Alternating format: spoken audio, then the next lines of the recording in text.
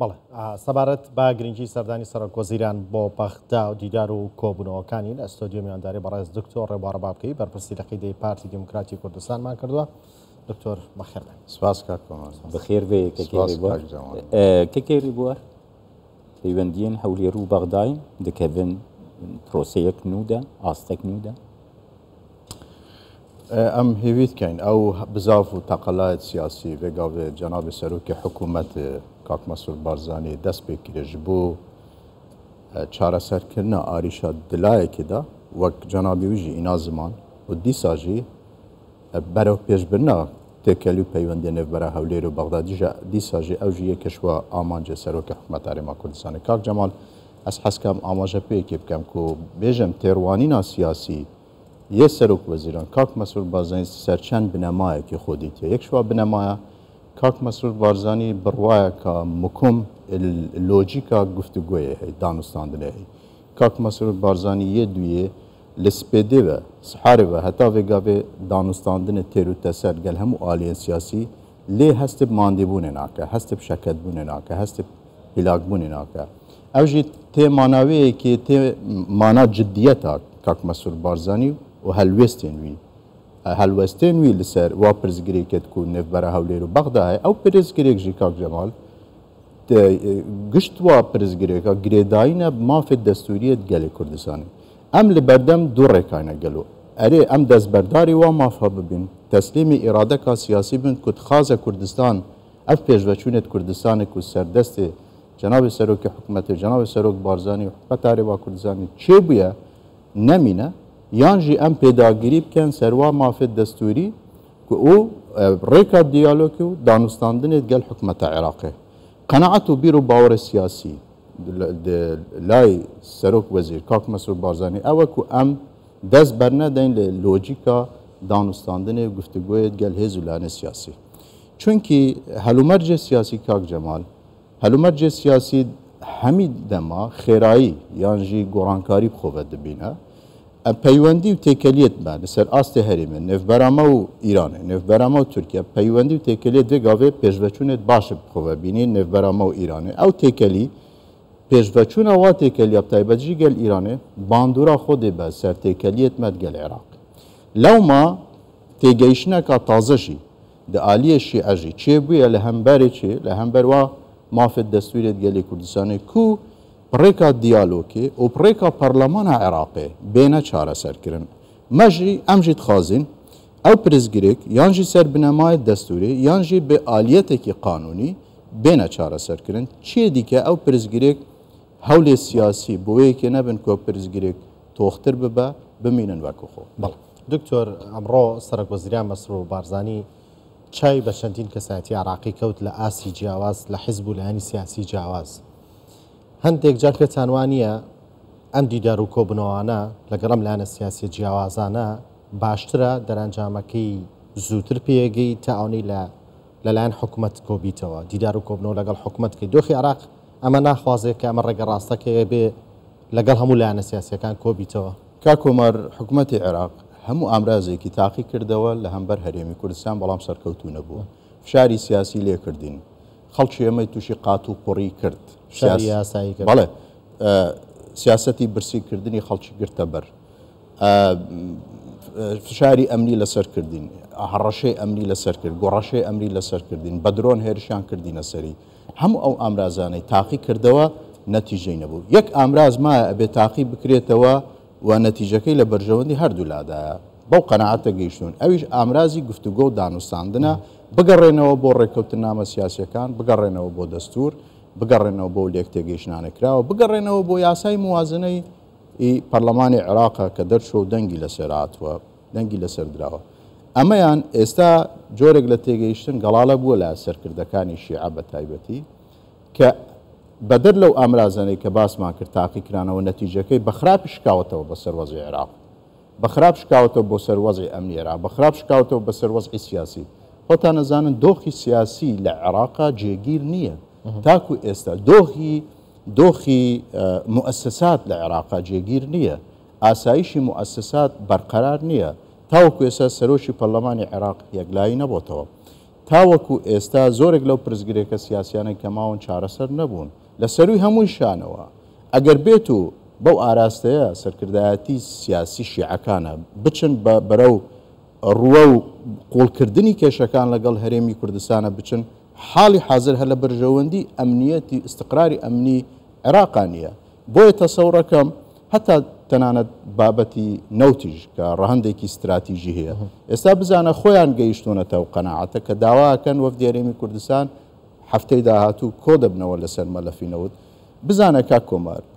ئەگەر لە دەستپێکە حکوومەتی عێراق کێشەی نەوتی چارەسەر بکربە نەوتی هەرێمی کوردستان هەناردە بکرابە 15 ملیارد دلار تاوەکو ئێستا زیانی گەیاندووە بە ئابووری عێراقا 15 ملیارد دلار وڵاتێکی وەکو سووریا و ئوردن ساڵانە ئەوە موازنەکەیتی بودجەکەیتی یعنی پارەیەکی یەکجار زەبەلاح و گەورەیە بەو قەناعەتە گەیشتون کە دەبێت بە لێک تێگەیشتن لەگەڵ حکوومەتی هەرێمی کوردستانە ئەو پرسانە چارەسەکەن بەتایبەت ئێستا ئێمە دوو جۆر پرسمان هەیە پرسمان هەیە استراتیژی و درێژخایەنە ئەوە مەسەلەن وەکو پرسی ناوچەکانی دەرەوەی ئیدارەی هەرێمی کوردستان و پرسی کەرکووک و ئەوانە دەکرێت لە ماوەیەکی درێژ بە پلانێکی هاوبەش بە سیاسەتی کە هاوبەش نێوان ئێمە و حکوومەتی عێراقەوە چارەسەر بکرێت لەسەر بنەمای دەستور بەڵام هەندێک پرسن هەنۆکەیین و تەبیعات و لێکەوتەی هەنۆکەیی هەیە مەسەلا پرسی موچە تۆ بەشێک لە موچە خۆرانی هەرێمی کوردستان موچەکەی بۆ دابینەکەی بەڵام بەشێکی نادێ ئەمە جۆرە سیاسەتێکە بەکاردینی بەرامبەر بە هەرێمی کوردستان یعنی تۆ وەکو حکوومەتی عێراق لە دەستپێکە سیاسەتی برسیکردنی گشتی گرتە بەر ئێستا ئەتەوێت سیاسەتی برسیکردنی توێژێک یا شەریحەیەک یا چینێک بگریە بەر ئەم جۆرە سیاسەتانە خەریکە ئەو قەناعەتە گەڵاڵە بێ لای سەرکردەکانی شیعە کە ئیتر ئەو سیاسەتە و ئامرازانە دەرەنجامێکی باشی نەبوو پێویستە بگەڕێنەوە بۆ لۆژیکی دیالۆگ ئەو لۆژیکەی کە سەرۆک وەزیر کاک مەسرور بارزانی بڕوای پێ هەیە و بزانە کاک مەسرور بارزانی لە بەیانیەوە خەریکی دانوستاندنە هەموو هێزولانە سیاسەکانی سونە و شیعی حکومی و حزبی و ئەوانەشی کە چەکداریشانەیە لە گفتوگۆدایە لەگەڵیانە بەبێ ئەوەی هەست بە ماندیبوونێک بکە ئەو مانۆرە سیاسی دیبلۆماسیە وا نیشانە درێ وا وێنا ئەکرێ وا وەکو واقع دەرەکەوێ کە کاک مەسرور بارزانی ئەوێ کێشەکان چارەسەرکە نیەتی کاک مەسرور بارزانی نیەتێکی تەندروستە و ئەم دەنگۆیەش ئەو دەنگۆیەش ناهێڵێتەوە لە چکازانی کە هێزگەلێکی سیاسی لە ناوخۆی هەرێمی کوردستان هەمیشە مەسەلا دەیانوت کە حکوومەتی هەرێمی کوردستان ناخوازێت کە کێشەکان چارەسەرکە نیەتی چارەسەرکردن کێشەکان نییە فەرموو بۆ هەموو لایەکان سەلمێنراوە کە حکوومەتی هەرێمی کوردستان خودی جەنابی سەرۆکی حکوومەتی هەرێمی کوردستان کە ڕسمی سیاسەتی دەوڵەتەکە ڕسمی سیاسەتی حکوومەتەکە کاک مەسرور بارزانی نیەتی سەلیم و تەندروستی هەیە لەوەیە کە کێشەکان بە دیالۆگ بە گفتوگۆ تەنانەت ئەو کێشانە بە یاسا کۆنتێکس بکرێ بە دەستور کۆنتێکس بێ بگەڕێتەوە چوارچێوەی یاساییەکان بگەڕێتەوە چوارچێوەی دەستوریەکان بۆی بتوانانی چارەسەر کەکرێ بۆ ئەرنۆها یعنی 20 ساڵ نێزیکێک و سەردەستورە عراقی دەرباست هەر کەسژی بەحسا دەستوری دیکە 20 ساڵە ئەو دەستور نەهاتە جیبجی کرد نەها ئەv ئاخافتنێک و ئیر و سەرکردین عراقی هەممیان د کۆنفرانسیان ڕۆژنەمەبانی دوور پێش جەنابەیەکێک مەسرورژی دیارکردن و ئەم دخوازن vەگەرن چارەسەرکردنا پرسکرێکان لەسەر ئەساسی دەستوری دەیوساقی پێکوەرێ کاک جەمال ما چه ڕێنینە دنێ ئەم بگەڕینەوە دەستور ما چەند ڕێکت ئەم شێن بێژین ئەگەر دەستور نەبیتە حەکەم نێڤبەرامە و نێڤبەرە حکوومەتە عێراقی گەلو ئەم چ بکەینە حەکەم یعنی ئەم لەسەر چ بنگایەکی ئەم دانوستاندنێت گەل حکوومەتە عێراقی بکەن ئەس بینم ئەگەر ئەم دەستوری نەگەینە بنگە ئەم زەرەر بکەین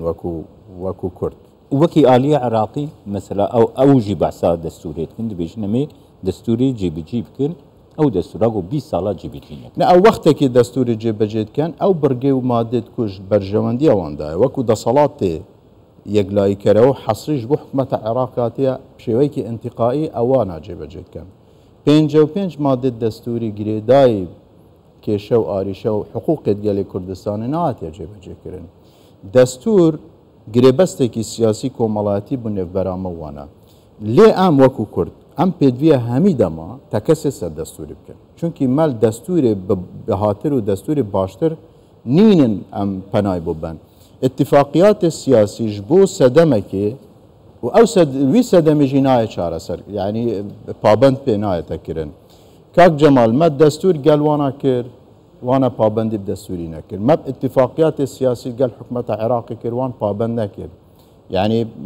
اتفاقیات سیاسی جێبەجێ نەکرد بلێک تێگەیشتن مەکرد نەکرد مە پیاسات گەل وانە کرد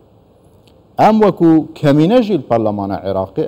ما قبیل کرد که او زوری نبن یاسایەک جی دەرچۆش بۆ بودجا عێراقی دیسا وا پابندی پێ نەکرد لێبەرێ هەندێ ئەم پێدویە لە هەموو دانستاندنێت مام تەکەسێ سەر دەستوری بکەن و تەکەسێ سەر اتفاقیات سیاسی بکەن بتایبەت جی کاک جەمال بیر نەکەن اتفاقیەکە استراتیجی گرنگی هاتی واژووکردن نێڤبەرامە حکومەتە عێراقی وژێ اتفاقیات شنگالە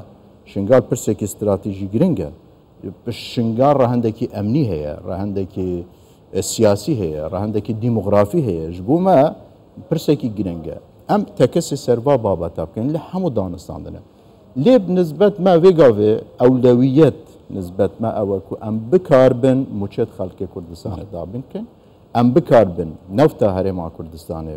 binêrîn carek dî çunkî newt ansur quwe ye regez e regezekî hêzê deste herêma Kurdistanê dabin her wextekî ew neft بناوی هەرێما کوردستانê biçît derve ew manayê wê yekê ku herêma Kurdistanê etkevîte ser nexşeyê jeopolitîkî ya wizê bi giştî ya sê jî kak Cemal vî babetî dixwazim ku temamê hêzûlanê siyasî piştgiriya hewl û bizavê cenabê Serokê Hikûmetê Kak Mesrûr Barzanî bike Kak Mesrûr Barzanî wê mandîbûnê wê manûra siyasî diplomasî pêxemet berjewendiyekê hizba xwe jî nake